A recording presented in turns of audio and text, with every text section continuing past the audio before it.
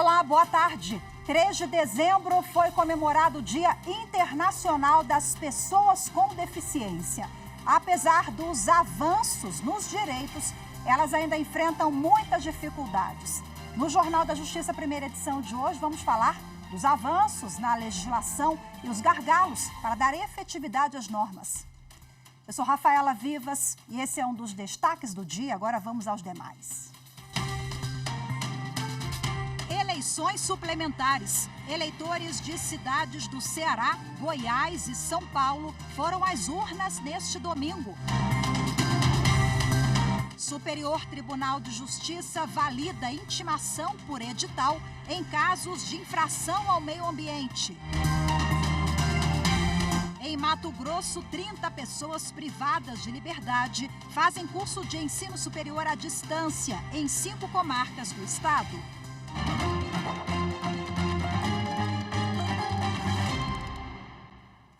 A Justiça Eleitoral realizou nesse domingo eleições suplementares em 4 cidades de 3 estados. O repórter Fábio Ruas tem as informações. Em Alto Santo, no Ceará, a população foi às urnas para eleger 11 novos vereadores em eleição suplementar. O novo pleito foi necessário, porque 7 vereadores tiveram os mandatos cassados por fraude à cota de gênero praticada pelo PSD e pelo PDT nas eleições municipais de 2020. Já em São Paulo, as cidades de Itupeva e Ubarana escolheram novos prefeitos e vices. Em Itupeva, Rogério Cavalim venceu com mais de 59% dos votos válidos. E em Ubarana, Delei assume a prefeitura com quase 65%. Já a cidade de Bom Jardim de Goiás agora tem William Gregório no Executivo Municipal. Ele conseguiu quase 63% dos votos válidos. Em todos os 4 municípios, os mandatos vão até 31 de dezembro de 2024. Os participantes do Teste Público de Segurança das Urnas 2023, realizado pelo Tribunal Superior Eleitoral, voltam à Corte Eleitoral em maio do ano que vem para verificar as alterações sugeridas à equipe do TSE. O Teste Público das Urnas Eletrônicas teve recorde de participação este ano. A repórter Mariana Fabre, ela conta pra gente como foi. Vamos acompanhar. Confiança, transparência, segurança. Desde 2009, o TSE realiza o teste da urna. O objetivo é contar com o trabalho de especialistas de todo o Brasil para seguir aprimorando a segurança do processo eleitoral. Brasileiras e brasileiros com mais de 18 anos podem participar e testar o sistema eleitoral. Nós estamos indo para um teste público de segurança recorde em número de inscritos, em número de planos de teste aprovados, o que demonstra que a sociedade civil está cada vez mais interessada em ajudar-nos a manter a segurança do processo eleitoral. Com foco nas eleições municipais de 2024, 85 pessoas fizeram a pré-inscrição para a 7ª edição do evento. Foram apresentados 48 planos de teste. Números recordes. Após a análise da comissão avaliadora, foram executados 35 planos de teste, sendo que 4 foram apresentados ao longo da semana. Essa edição contou com tentativas de quebrar o sigilo do voto, alterar o resultado de uma eleição, modificar os comandos das teclas. Cada um dos 33 participantes chegou ao evento com uma ideia. O meu teste vai ser quebrar o sigilo do primeiro eleitor, tentar, né? O outro será a tecla, se vai sair o sinal sonoro. E o outro vai ser limitar os votos de certo candidato na carga da urna. De maneira superficial, um dos primeiros planos a gente chama de USB Exploit. A gente está trabalhando para buscar vulnerabilidade em cima da conexão USB da urna, gerando, e o nosso objetivo, nosso intuito é transformar a urna que é offline em online. Foram mais de 200 pessoas envolvidas no evento e o Tribunal Superior Eleitoral até ganhou uma cara nova. Foi todo adesivado para o teste. Na cerimônia de encerramento, as colaboradoras e colaboradores receberam um certificado de participação e o reconhecimento do diretor-geral do TSE, Rogério Galoro. Fundamental essa disponibilidade dos senhores. O que para os senhores talvez seja algo simples, porque é o objeto das suas capacidades, das suas especialidades. Para nós, gestores, é um ato de total demonstração de amor ao país, ao sistema eleitoral, e é fundamental para nós. Em maio de 2024, os participantes retornam ao tribunal para o teste de confirmação, quando verificam as alterações realizadas pela equipe de tecnologia da informação do TSE. Esses técnicos e técnicas que nos auxiliam, eles vão cada vez mais contribuindo para que nós possamos nos aperfeiçoar e garantir de 2 em 2 anos que os nossos mais de 156 milhões de eleitores possam, com absoluta tranquilidade, serenidade, votar sabendo que o seu voto vai ser repercutido corretamente na urna e a sua escolha vai depois ser proclamada. O Supremo Tribunal Federal encerrou parte de uma ação de improbidade contra a construtora Queiroz Galvão, que está em tramitação na Justiça Federal de Curitiba. A decisão vale para o trecho em que a empresa é acusada de pagamento de propina ao deputado federal Eduardo da Fonte. Amanda Mustafa tem as informações. Segundo o ministro Gilmar Mendes, a acusação de pagamento de propina pela empresa não se sustenta. A mesma denúncia contra o deputado Eduardo da Fonte já foi rejeitada pela segunda turma do STF por falta de provas. E a corte decidiu pelo trancamento de ação de improbidade contra ele. O ministro Gilmar Mendes ressaltou que, a partir do trancamento da ação de improbidade contra Eduardo da Fonte, não seria legítimo prosseguir a mesma ação penal contra a construtora Queiroz Galvão, para evitar que situações idênticas sejam tratadas de formas distintas e, segundo ele, tenham desfechos incompatíveis. A decisão do ministro Gilmar Mendes desbloqueia bens da construtora e libera um precatório de 163,5 milhões de reais. O ministro listou 3 fatores principais que evidenciariam a ilegalidade do ato. O bloqueio se deu em cima de recursos lícitos da empresa, recebidos por prestação regular de serviços ao estado de Alagoas. A empresa não precisa ter valores bloqueados, pois possui patrimônio suficiente para arcar com a eventual condenação.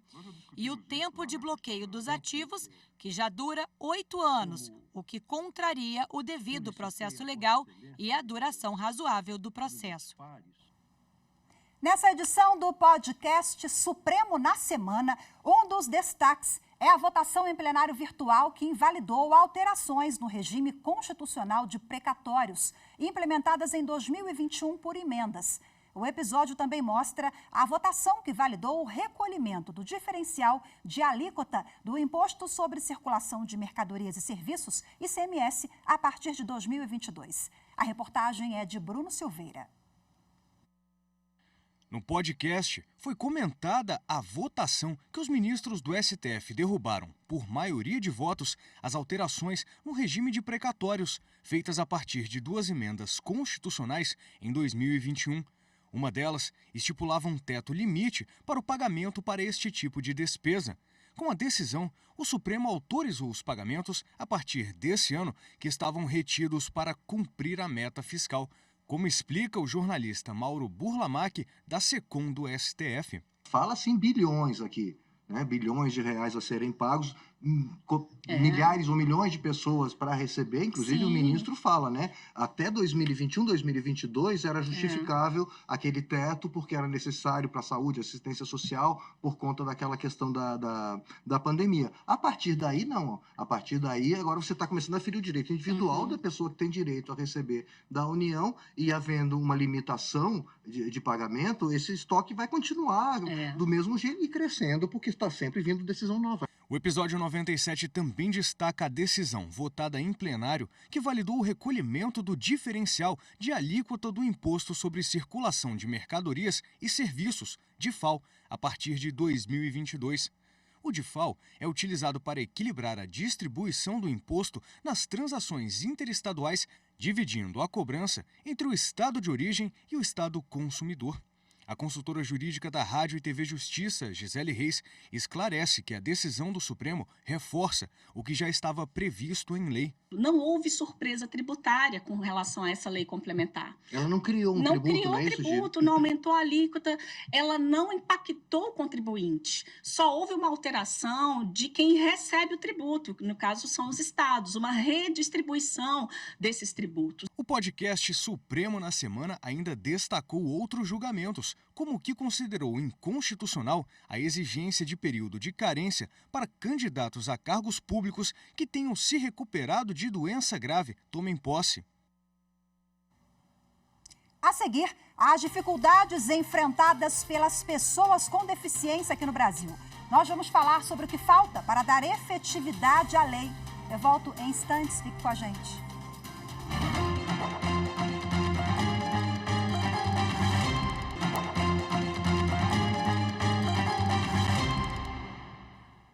Nesse domingo, 3 de dezembro, foi comemorado o Dia Internacional das Pessoas com Deficiência.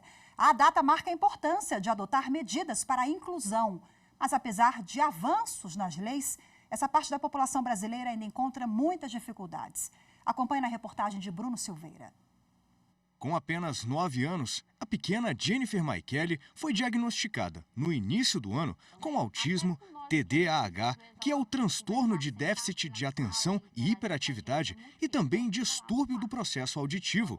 A Érica recebeu da escola em que a filha estuda uma orientação para buscar o acompanhamento que descobriu a condição da menina. A Jennifer ela sempre foi muito isolada, ela sempre gostou de ficar no quarto dela, ou seja, o quarto dela é o mundo dela. E a questão de se comunicar com outras crianças também da idade dela, ou com adultos também, ela nunca teve essa interação. Desde 2020, as crianças autistas no Brasil possuem a carteira de identificação da pessoa com transtorno do espectro autista.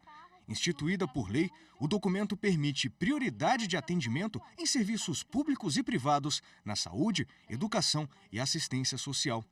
Mas mesmo com a lei, a Érica afirma que ainda encontra dificuldades para conseguir prioridades para a filha nessas áreas. O médico dela tinha falado, olha, ela vai precisar de um monitor escolar na escola para poder estar dando apoio para ela. Então, a primeira coisa que eu fui atrás foi do monitor e eu não consegui. Segundo dados do ano passado do IBGE, o Brasil tem 18,6 milhões de pessoas com deficiência.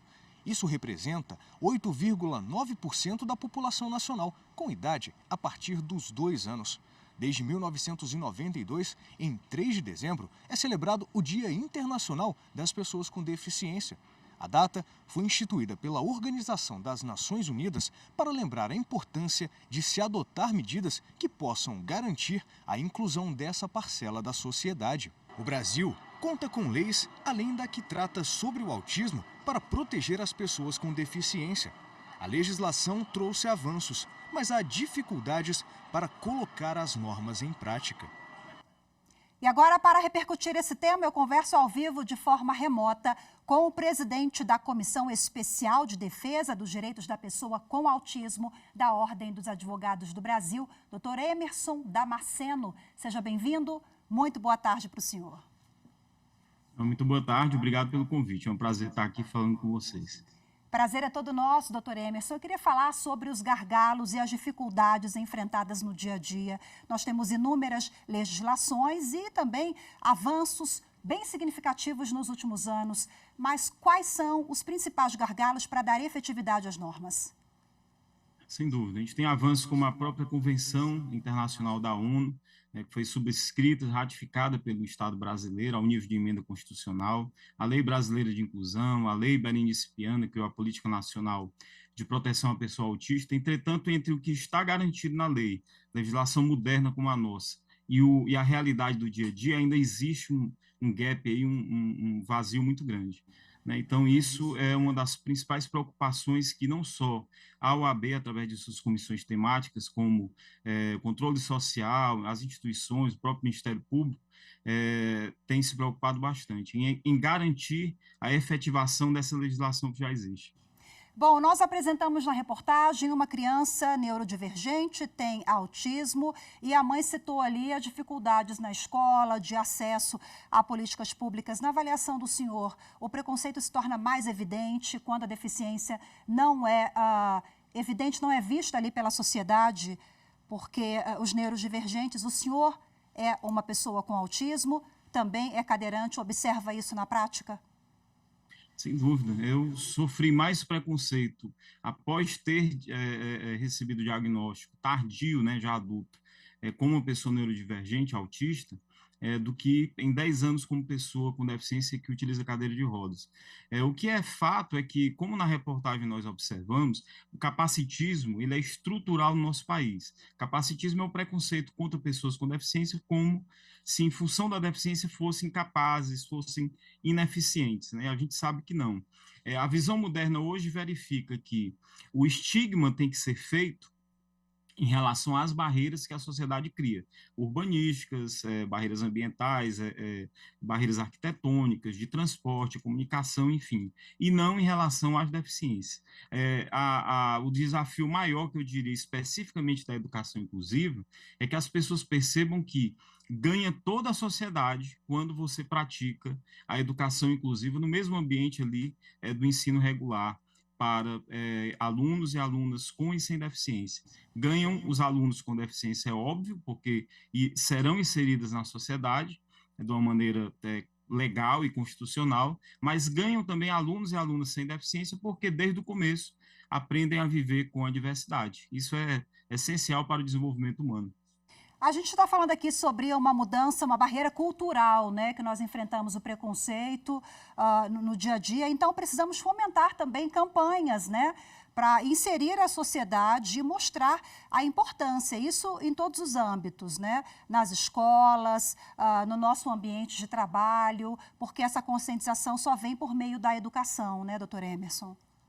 Sem dúvida, o direito sozinho não vai resolver tudo, a educação também não, mas ela é fundamental, né? A gente tem a sociedade que ela é estruturalmente capacitista, todos os espaços, entidades ainda são capacitistas, as gestões públicas e privadas têm que ter a humildade de perceber isso e saber como combater, né? Além disso, as pessoas com deficiência, seus familiares, pessoas aliadas têm que cada vez mais denunciar para que as instituições cumpram com seu papel, os ministérios públicos, né, judicializando quando sofrerem algum tipo de crime, porque, por exemplo, discriminação no nosso país é tipificado como crime, negar matrícula em função de deficiência também é tipificado como crime.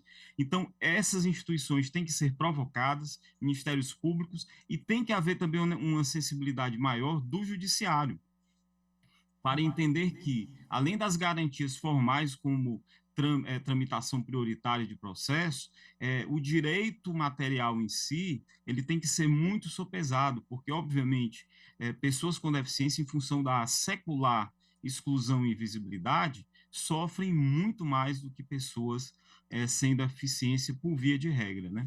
A sensibilidade seria em qual caso concreto, por exemplo?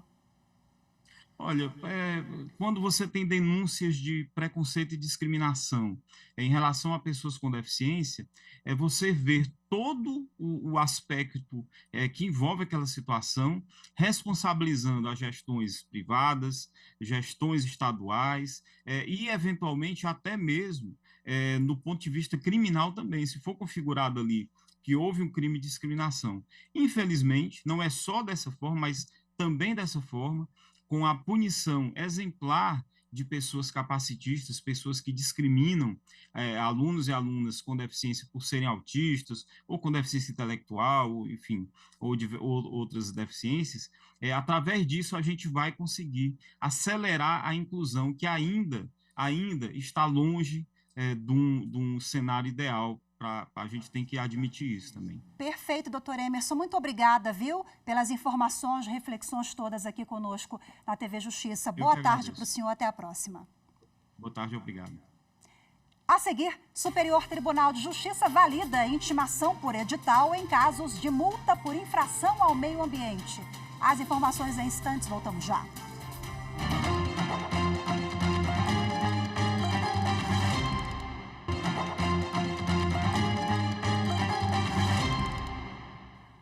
A segunda turma do Superior Tribunal de Justiça reconheceu a validade de intimação por edital que antecedeu a aplicação de multa pelo IBAMA. Mais detalhes na reportagem de Jéssica Castro. Foi confirmada a validade do processo administrativo que levou à aplicação de multa ambiental pelo Instituto Brasileiro do Meio Ambiente e dos Recursos Naturais Renováveis, o IBAMA, após a intimação do infrator por edital para a apresentação de alegações finais. De acordo com o Ministério do Meio Ambiente e Mudança do Clima, o procedimento de notificação por edital foi adotado em 183 mil processos administrativos, que correspondem a 84% das autuações por infrações ao meio ambiente, com um total superior a 29 bilhões de reais em multas. Na origem do caso, uma empresa alvo de execução fiscal de multa por venda ilegal de madeira tentava provar que teve o direito de defesa cerceado. Em primeira instância, a tese foi acolhida, sob o argumento de que a intimação por edital para a apresentação de alegações finais contrariava a lei que regula o processo administrativo no âmbito da administração pública federal. O Tribunal Regional Federal da 4ª Região manteve a declaração de nulidade da intimação do IBAMA por avaliar que o Decreto 6.514 de 2008, que dispõe sobre infrações e sanções ambientais, na redação em vigor à época da sanção, exorbitava do poder regulamentar. No STJ, o IBAMA argumentou que os processos administrativos específicos devem seguir disciplina legal própria. A relatora, a ministra Suzete Magalhães, destacou que a análise do caso deve considerar a sistemática do decreto com a redação do período em que foram aplicadas as sanções. Segundo a norma então válida, a intimação por edital para a apresentação de alegações finais só poderia ocorrer quando a autoridade julgadora não agravasse a penalidade imposta na autuação. Ao dar provimento ao recurso, a segunda turma entendeu que a comunicação processual ocorreu de acordo com a redação então vigente do citado decreto, e por isso o colegiado determinou o retorno dos autos à instância de origem para que a execução fiscal da multa tenha continuidade. A ressocialização pela educação tem apresentado bons resultados em Mato Grosso. 30 pessoas privadas de liberdade começaram a frequentar curso de ensino superior à distância em 5 comarcas do estado. A reportagem é de Maritza Fonseca. Ao todo, 30 recuperandos das unidades prisionais de Barra do Garças, Nova Chavantina, Juína, Mirassol do Oeste e Juara foram aprovados no vestibular e já estão cursando a faculdade, fruto da parceria entre o Grupo de Monitoramento e Fiscalização do Sistema Carcerário e Socioeducativo de Mato Grosso e a Faculdade AGES. Uma formação acadêmica, as portas se abrem. É mais fácil você buscar um emprego, é mais fácil você se colocar no mercado de trabalho. Mesmo porque temos cursos aí que ele pode, ele mesmo, desenvolver suas atividades profissionais como microempreendedor, como seu próprio negócio. Deixarão a essas pessoas uma formação, algo que eles poderão utilizar para o seu bem próprio, para o bem da sua família e do seu entorno. A educação traz ao indivíduo novos horizontes, possibilita que ele, ao sair para o meio aberto, que ele tenha uma ocupação regular. Enfim, a educação possibilita, sem dúvida, uma transformação do indivíduo, e é por isso que o Poder Judiciário apoia ações nesse sentido, incentiva ações nesses sentidos e é indutor de ações no sentido de ampliar a oferta de vagas no ensino regular e no ensino superior aos privados de liberdade. Hoje, a cadeia pública de Nova Chavantina tem 31 mulheres privadas de liberdade. Boa parte participa das aulas do ensino fundamental, médio e curso de corte e costura. E em novembro deste ano, teve início o curso superior na modalidade EAD. Só de pensar que, através disso, eu posso ter minha vida renovada, transformada, entendeu? Dar o melhor para os meus filhos e seguir uma carreira certa e honesta. Isso é maravilhoso. Eu poder trabalhar, né? E mostrar o meu trabalho lá fora. Porque eu acredito que eu vou aprender muitas coisas nesse curso. Estudar muito, aprender, me formar, sair formada, arrumar um serviço lá fora, trabalhar. A unidade, que passa por reforma, recentemente recebeu a equipe do GMF, liderada pelo supervisor do grupo, desembargador Orlando Perry, para verificar as condições estruturais e também firmar parcerias para viabilizar projetos que gerem emprego e educação.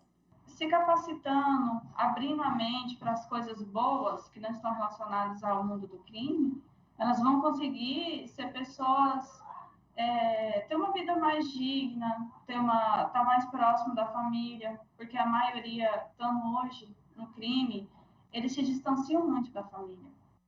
Então, eu vejo o estudo como uma oportunidade de mudança de vida, mudança de caráter e oportunidade para que elas possam ter um futuro melhor. E hoje ficamos por aqui. Muito obrigada pela sua companhia. Uma ótima tarde, excelente semana para todos nós. Até amanhã. Tchau, tchau.